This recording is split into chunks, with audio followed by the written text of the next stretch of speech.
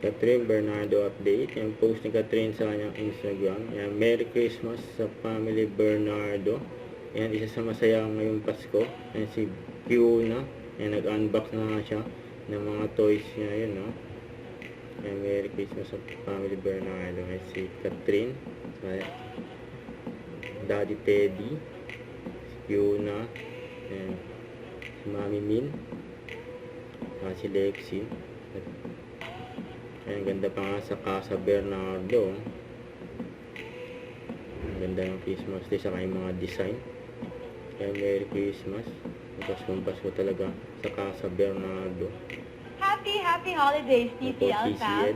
Wishing you joyful moments and cherished memories with your loved ones this season of giving. With TCL by your side, we're here to make your celebrations even brighter and comfortable. Here's to a joyful season filled with love and giving with TCL. Yan. Yan, Merry Christmas. Yan, spotted si Catherine dyan sa The Manila Hotel. Yan yung suot ni Catherine sa church wedding nila Ria Tide at Sanjo Marudo. Yan, ang ganda ni Catherine. Yan, sobrang ganda.